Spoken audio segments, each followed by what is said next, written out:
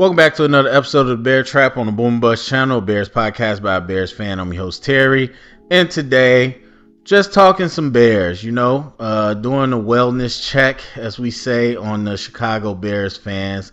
It is last week of June. We about to go into July, the dead middle of nothingness of sports. No disrespect to all the other sports, but our major sports, especially football, which we're here to talk about, they're on not only off season, but they're on hiatus. They on break. Towards the end of July, obviously, people report for training camp, but still, this is kind of the dead period. So, not a lot to talk about. And if you are a past listener, you know I don't like to force topics just to do that. This isn't ESPN or anything.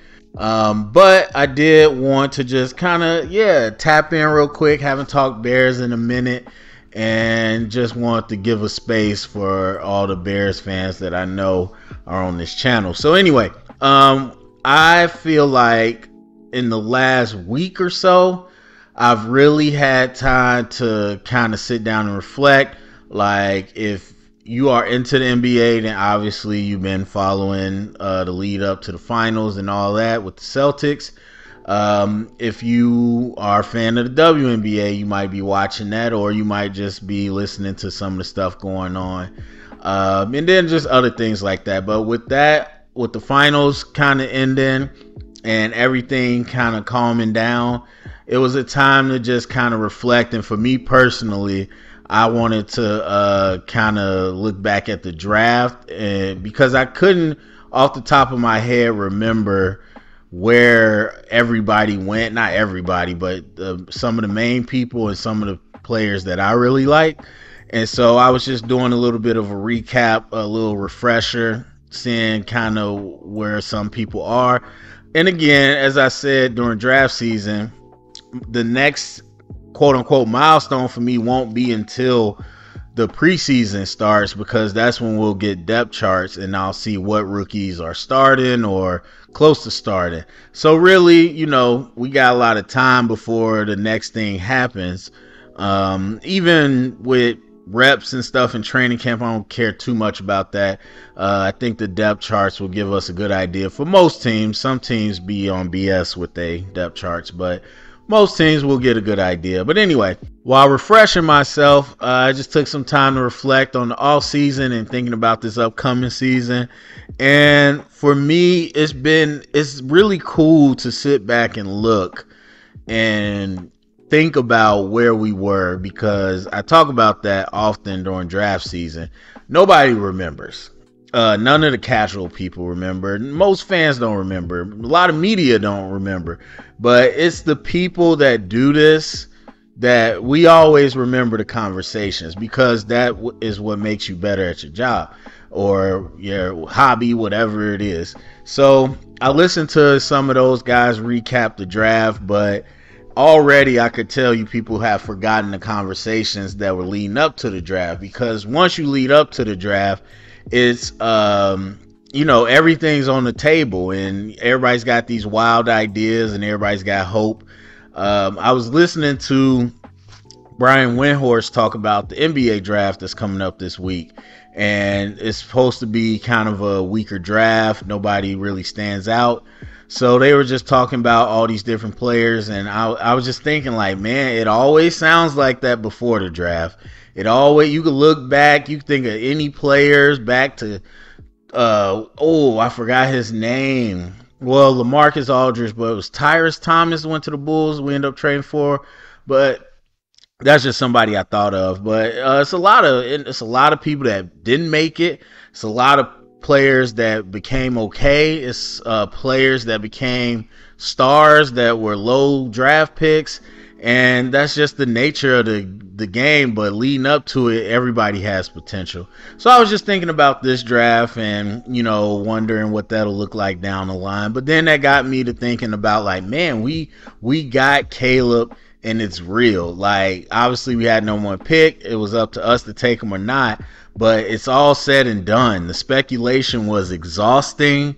The debate, of course, if you remember, well, you should remember the Justin Fields debate, where we had these fans telling us that we were never going to get Caleb Williams, that it was all a smoke screen and we're keeping Justin Fields. So when you get a little bit of football content, especially if you're on social media and everything, then you see Justin Fields working out at the mini camp with the Steelers. It's like, whoa, he's like really gone. Then you see Caleb Williams throwing to the veterans, and you like, this is like actually real. It's here. It's tangible. And I think that's cool, man. It's cool to reflect. It's got me feeling very excited and very appreciative of for all the things to fall into place the way they did, so that we got what we got. And I think it's good. I mean, I said pretty much the Swift deal was the one that I really was not on board with. But other than that, I felt like our off season was kind of what it needed to be. And I remember even arguing with not arguing, but a little back and forth with some people, because I said that we didn't need a huge draft. Now, obviously, we didn't end up having a huge draft. What did we get? I keep saying 4, but was it 5 players we got? I know it was Booker the punter, Odunze, Caleb. Oh, and then Magaji. So yeah, 5. So we ended up getting 5. And I was saying we didn't need to like stack up and get all these picks and everything, because like our roster is kind of where it was, and the things that we needed weren't really in the draft. So for me, it played out pretty much like I thought it was, like it was going to happen. And I'm, just grateful that it's all done, because the speculation, until it happens, people can say whatever they want to say, and then you just got to argue with them, and it's not fun. But seeing all the things, it's cool. Now, as I've mentioned many times before, for people that have been listening, like I am slowly getting my social media, I won't say technology, I know technology, but social media, that's never been my thing. And so this last year, I got more into Twitter, and part of me feels like that was a mistake, but it is what it is. And now I'm following the Bears Facebook page and Twitter and all that. And it really is, it's funny, because you see so many people, well, you might, depending on what you do and who you're around, but I see so many people online posting or making videos or having discussions in real life about social media, especially because I work with students in this generation. Man, that they talk about that a lot, where it's like people talk about it as if it's like a thing, like it's a physical thing sitting in front of them that won't let them stop. And so they have to find all these ways to get around it. But you hear celebrities talk about that too, athletes, and how they have to do certain things to tune it out, because you get so much information in front of you. And I could see that. I mean, now for me, I just turn it off or ignore it. But for people that grew up with it or are heavy into it, I guess they can't ignore it. But I say all that to say that now, and I think I said a little bit of this last year when I was at the joint practice with the Colts and the Bears, is that now that I'm tapped into that stuff and I get the feeds, I kind of understand why you got delusional fans. They're going to take any clip that might seem cool, and they're going to slow motion it and put some music on it. They're going to throw all these emojis on there. And if you don't really know football, you just saw 4 clips a day from camp and it looks cool, and you like, oh yeah, I know what it is. No, you don't, but you might think you do. And so I kind of get it, man. I kind of get it now, how the hype machine gets, because I've had, you got some fans that we just don't agree on a certain thing. Obviously, we want the same results, but we might disagree on how to get there. And it might be some nuance, or you might be talking to somebody that doesn't really know football as much as they think they do. But then sometimes you get to fans that just be saying crazy stuff, And I always be wondering, like, what is this? Like, I get, hey, we want to root for the team, we're fanatics and all that. I get that. But I've met a lot of fans that like travel to all the games. They're the ones that's dressing up. They got all the money to do this stuff. They're rabid fans. But even you talk to them, they're like, oh, we suck. We probably gonna lose this game or whatever. Or yeah, I'm not. They're realistic. But there's some fans online that the Bears just crap out rainbows. It don't matter what they do. We could lose every single game. Like, oh, you guys are haters. You're not real fans. The Bears got this. Hey, we're losing by 50. We got it. We got it. And some fans like that. And I feel like the social media is a big part of that. It's, if you follow all the stuff and you follow the players, you really do. I mean, they're not going to show you the negative stuff. They're not going to be like, hey, even when everybody was talking about the article that one of the beat writers was talking about how Caleb missed some passes in 7-on-7, and people were running with that story. Even when that happened, the Bears, do you think the Bears social media was, or their Twitter, whatever, was saying, hey, Caleb sucked today? No, they're telling you like, ooh, look at this pass, and ooh, Caleb made this many passes. We're not gonna say how many he missed, but he made this many.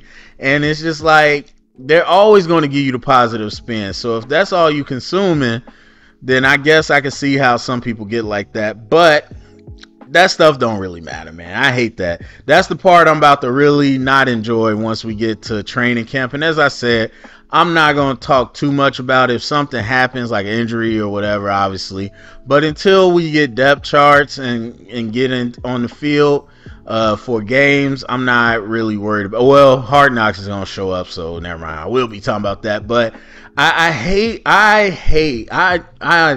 will never be happy that somebody decided, hey, we're going to start charting everything in practices. Oh, in 7-on-7, he completed 3 out of 5 passes. What does that mean? Oh, in the team drill, he threw an interception. Like, and people, which I get it. You starving for some football. I get it. Madden's going to come out at some point that holds you over for those few weeks until we start getting into the preseason and eventually we get to September.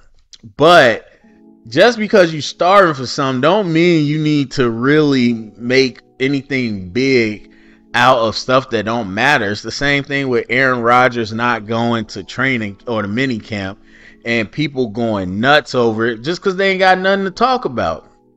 And people trying to make it a big deal, like, optically, is it a bad look? Sure. You could say it's a bad look, but if you're going to sit here and try to tell me what they're going to do in week 14 because of this offseason, no, that's not. I almost said Tom Brady. I don't know what that means, but I almost said Tom Brady. Caleb Williams and what he does in a 7-on-7 in June does not matter once we get into the season. And so if you are listening, you want to be a better Bears fan, hey, you want to stop listening, that's cool. But if you continue to be a better Bears fan, you got to let that stuff go. I don't want to hear nobody talking about that. Please don't. There's a lot of valid arguments. Please do not talk to me about what people did at practice and 7-on-7s and team drills as to a reason for you to say anything about how good or bad a player is. All right, so with all that being said, for me, and I'm curious, again, I'm opening up the space for people to just talk. I'm curious how people feel about everything so far. Expectations, we already kind of went into that, but if obviously more time has passed, people had time to think about it. I'm curious what y'all think. For me, as I said, I'm excited. I talk a lot about the roster and everything, so my thoughts are out there, but I'm excited that everything has come together and is finally done. No more speculation as far as building the team. The team is here. So that part is cool. It's really cool to see Odunze, like, to talk about these scenarios all the time leading up to the draft, and then for it to finally be here, that's really cool.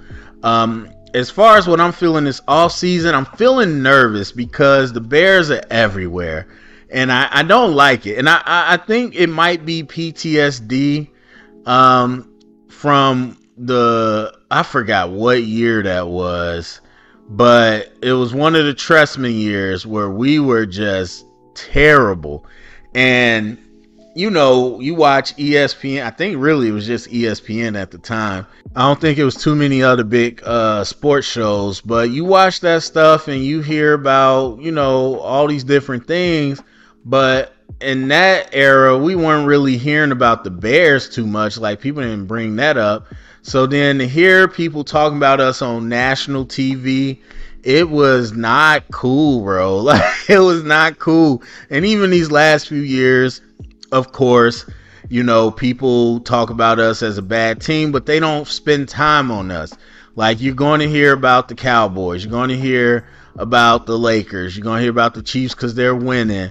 You're going to hear it because these networks only care about ratings. They're going to spend time on teams that are relevant, or teams like the Cowboys that even if they were losing, they would still talk about them. But they don't talk about us. And so since the whole off season, it's been nonstop Bears, and I hate it. I hate when I get on YouTube and there's a random NFL Live video talking about Caleb Williams. There's a random Get Up video talking about, can the Bears make the playoffs? There's everything is just like, okay, it's too much, man. It's too much. Then they said that we're going to be doing Hard Knocks. I hated that. I mean, I love Hard Knocks, but I don't ever want my team to be on Hard Knocks. I don't care if we coming off 3 championships. I don't want to be on Hard Knocks. And I know there's some people, first of all, there's some fans that were saying it was good for us. I don't see how. And then there's other people that's like, they're used to all these cameras, blah, blah, blah. Now, true, you have social media teams now, and so they do a lot of it is not the same at all to me as Hard Knocks, because I see a lot of people say that. It's not the same, but they do a lot of behind the scenes and like all that. And it's not necessarily the cameras being there. It's what it represents. Like, again, I didn't follow the Bears official social media till now. So, okay, some fans or a lot of fans will watch it. Some fans won't, whatever. But this isn't like a Chicago sports network thing. This is HBO. People that don't even watch football watch Hard Knocks. So it is going to be everywhere. Now, Hard Knocks ain't what it used to be. They don't let you dig as much as they used to, but still, you will be part of that, and people are going to scrutinize. Our people. People on the outside, it's annoying, but when your own fans are going to scrutinize, again, people that don't know the game, that are going to be scrutinizing things that aren't important, they're going to look for anything to be like, oh, Eberflus is this. Oh, well, I think Caleb is this. Oh, did you see how they did? This is this. And so, look, in the long run, Hard Knocks, I remember the first Hard Knocks. So a lot of us probably been around for all the Hard Knocks. In the long run, does it change anything for the season? No, it doesn't. If you know, heaven forbid, if I don't even want to say that. Let's say, I feel bad saying injuries about anybody, but let's just say Braxton Jones. Let's say Braxton Jones was going to blow his knee out. Would it matter if we knew for a fact that was going to happen? Would it matter that we had Hard Knocks or not? No. The more important thing is that our left tackle is done for the season. So the Hard Knocks part isn't going to shape the season, but as I already said, I don't like the extra attention we got, and Hard Knocks is going to bring even more to that. And so it's tough because We won 7 games. We're not a number 1 overall pick team, but we're being viewed like one because we have the number 1 pick and because how much we did with reshaping the roster.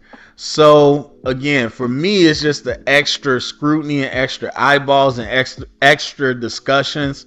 And for me, that has a tangible impact because I do work on the internet. This ain't my livelihood, but I do content, and as part of that content, you have to stay up to date with what's happening. And for me personally, I like to see the other conversations. But you know me, I'm going to get into a conversation if people are being wrong or talking about something dumb. And so I don't love to get in back and forth, but if it's happening, I'm going to jump in. And so it's just more opportunity for me to have to get into it about the Bears. It was no different this off season where it was pretty clear cut what we were going to, or it was clear cut we were getting Caleb. But for some reason, it had to turn into this giant debate of if we're going to get him. And, you remember the Civil War that happened. So, unfortunately, that happened. So, I had to jump in the middle of that. And then after that, it's what are we going to do with number 9? And we got to get Dallas Turner and all this other stuff. And so, I don't enjoy that. It's exhausting. I like the season when the season starts. And we don't necessarily have to speculate as much.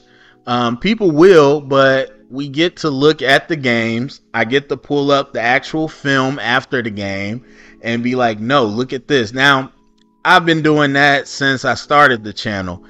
People will look at film and still try to make their own narrative and disagree, but at least I feel better knowing, hey, this is solid evidence.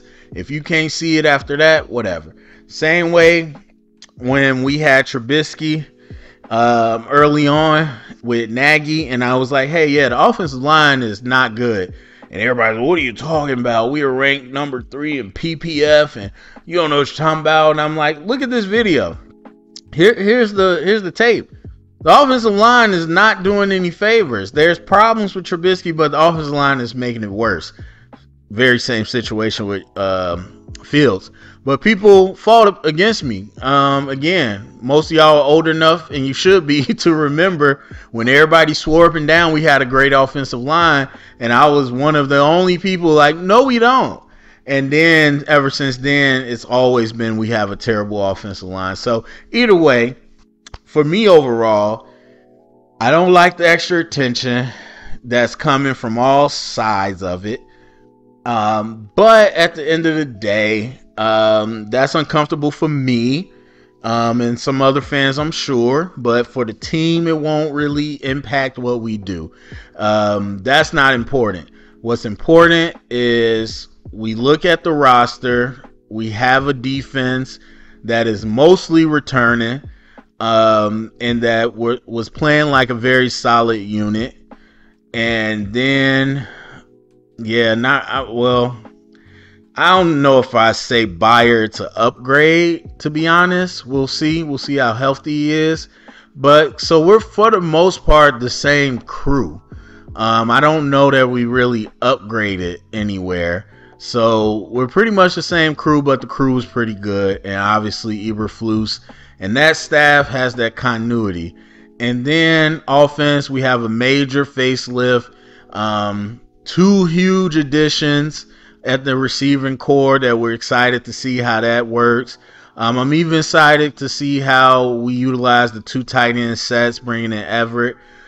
Swift, again, I don't much care about. But then Caleb Williams, obviously. The trigger man is different. So it is a completely different looking offense. And we got a new system. And outside of the roster, we know our schedule is light.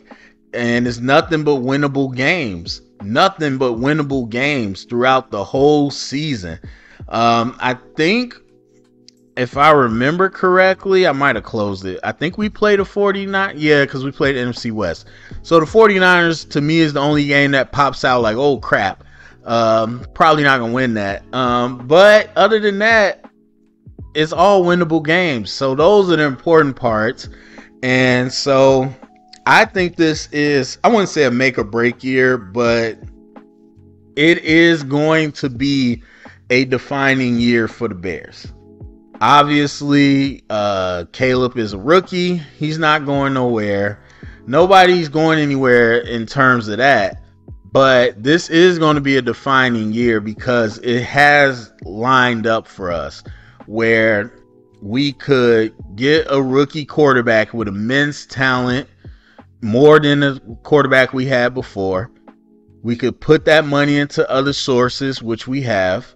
We can bring back most of the unit that it was really great last year towards the end of the year. We were able to upgrade the offense. We have a schedule that is extremely favorable for us. So it's all lining up, and you got to make your swing now. You absolutely got to make your swing now, because I have to feel like if you take a 7-win team, you upgrade it the way you have, and then the Vikings, we'll see what they do, but I would have to imagine they're going to take a step back. So your division becomes a little more winnable. And so with all that lining up, I really feel like you got to hit it. Now, with what we did and the excitement it created, I have to imagine that buys Eberflus in Poles more time. But make no mistake, if we lose less or if we win less than 7 games, I kind of feel like you have to clear house. Now, that's not going to be fun, but I kind of feel like you probably have to clear house at that point. And at least in terms of the leadership. Now, Caleb will still be there. Odunze, DJ Moore's under a big contract. Sweat's under a big contract. Jalen's under a big. So you got the pieces that will come back, and Caleb will still be on a rookie contract. But with this schedule, and we win less than 7 games, I can see him clearing house. Now, for me, I said the floor is 10 games. And to be honest, if we make the playoffs, that's good, because I don't feel like, hey, if we don't win this year, it's over with. I don't feel that way. I feel like getting to the playoffs and having key rookies and young players have a taste of that is going to set you up, because most players that are truly great are highly competitive. And if you're highly competitive, the bar doesn't go down. So if your rookie year, you make the playoffs, the bar's set there, they're no longer going to be like, oh, I'm just trying to make a Pro Bowl. No, they're going to want to go to the playoffs. And Patrick is a completely different solo one-of-a-kind case. But even if he wasn't doing everything he's doing and he was just going to the playoffs, you would see like that's where his bar is. So if we can get Caleb and everybody's bar at the playoffs, that's a victory for me. And then next year we'll see if we could push it forward. But yeah, 10 wins is the floor for me. That's the minimum. That hasn't changed. Not excited about all the extra attention. And I do think this is a pivotal year, because you got to strike while the iron's hot, and the iron's never been this hot for most teams. So that's how I feel about it. Go down in the comment section and let me know how you feel about it. Share it around, get the conversation started. Thumbs up, subscribe, and remember, stay up and bear down.